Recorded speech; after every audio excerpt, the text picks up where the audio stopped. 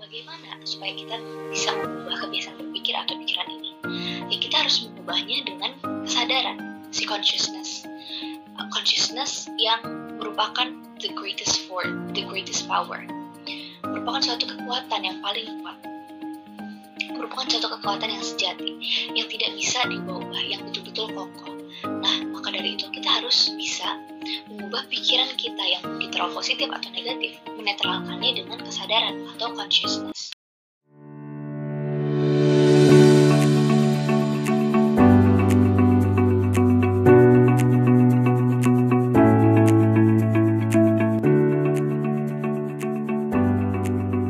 Bismillahirrahmanirrahim. Assalamualaikum warahmatullahi wabarakatuh. Selamat pagi teman-teman semua dimanapun kalian berada. Semoga kalian berada dalam lindungan Allah Subhanahu Wa Taala selalu. Hari ini kita akan belajar tentang dua wilayah kesadaran manusia. Lalu juga kita akan belajar tentang bagaimana kita bisa mengontrol pikiran kita tersebut. Yang pertama, kita akan membahas tentang dua wilayah kesadaran manusia, di mana dua wilayah ini terbagi menjadi yang pertama ada conscious mind dan juga ada mental atau psychological mind. Yang pertama itu ada hubungannya dengan self-empowering. Jadi kalau misalkan self-empowering ini, dia hubungannya masih dengan psychological mind. Nah, sedangkan kalau yang kedua itu adalah self-awareness, di mana self-awareness itu kita sudah mencapai consciousness. Kita betul-betul sudah mencapai kesadaran yang paling tinggi. Nah, yang pertama, consciousness, di mana waktu itu sudah menjadi the presence of God bagi orang yang sudah awareness. Jadi dia sudah tidak teridentifikasi lagi oleh pikiran dan emosi. Jadi waktunya itu bukan waktu yang berubah-ubah seperti waktu kita di dunia ini, tetapi sudah menjadi the presence of God.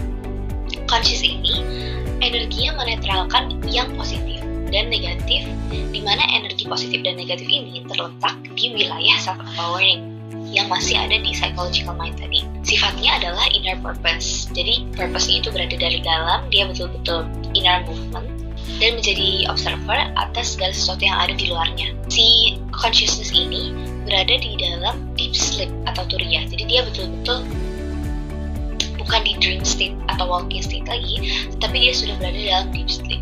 Nah, kebalikannya, psychological mind atau self-empowering itu dia masih berada di dimensi dualitas, di mana dia masih ada positif dan negatifnya, dia masih ada kutub positif dan negatifnya, dia belum netral, dan juga masih ada mind cloud. Kita pasti ingat mind cloud itu merupakan pikiran yang datang dan pergi seperti awan yang passing by. Jadi masih belum stabil jiwanya. Bertolak belakang dengan si conscious mind, si psychological mind ini masih berada di wilayah outer purpose atau outgoing movement. Jadi masih ada di luar diri kita dan masih berada di dalam dream state atau walking state. Kita harus tahu bahwa pikiran dan emosi itu hanyalah proyeksi dari kehidupan, bukan kehidupan yang aslinya. Sementara 90% dari hidup kita hanyalah pikiran dan emosi. Maka dari itu, kita kan sudah tahu nih bahwa pikiran dan emosi ini merupakan suatu hal yang masih, pikiran dan emosi bukan sesuatu yang real. Itu hanyalah proyeksi kehidupan. Itu bukanlah realita kita. Nah, maka dari itu kita harus dapat mengontrol si pikiran dan emosi tersebut dan jangan sampai dia bisa mengendalikan kita. Nah, di sini kita harus hati-hati karena biasanya orang tenggelam dalam pikirannya dan dia salah sangka, dia mengira bahwa pikirannya yang biasanya negatif itu merupakan realitasnya, padahal itu tidak terjadi sama sekali di kehidupan nyata. Jadi kualitas subconscious mind ini, kualitas si subconscious mind dan kebiasaan berpikir kita itu saling mempengaruhi. Jadi kalau misalkan kita kebiasaan berpikiran negatif, kita akan subconscious mind kita akan terprogram menjadi negatif. Jadi secara otomatis kita akan selalu berpikir negatif. Jadi mereka tuh seperti cycle, mereka saling mempengaruhi.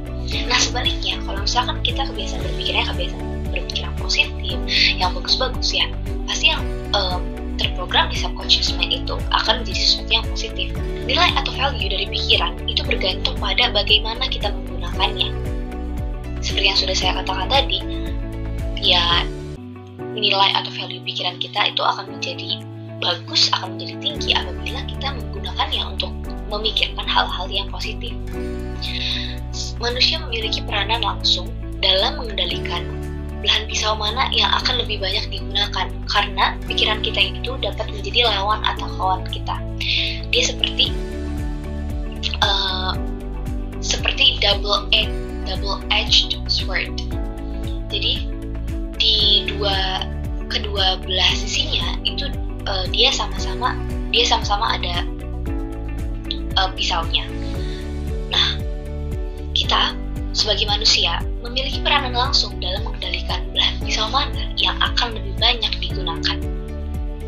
Karena telah terjadi kerusakan di dunia ini karena ulah manusia. Banyak sekali kerusakan seperti global warming atau pencemaran karena ulah manusia, dan manusia memiliki tanggung jawab untuk menjaga jagat kecilnya terlebih dahulu. Jagat kecil itu ada di mana? Ya ada di dalam diri kita sendiri. Maka dari itu sebelum kita take care of something other than ourselves, kita harus memiliki responsibility dulu untuk menjaga jagat kecil kita. Kehidupan ini adalah ladang bagi manusia untuk menggali dan menyingkap dan memilih hal-hal yang baik untuknya. Pikiran kita dapat menjadi lawan atau kawan seperti yang sudah saya bilang tadi. Cara menggunakan pikiran akan menjadi faktor yang sangat menentukan kualitas hidup kita.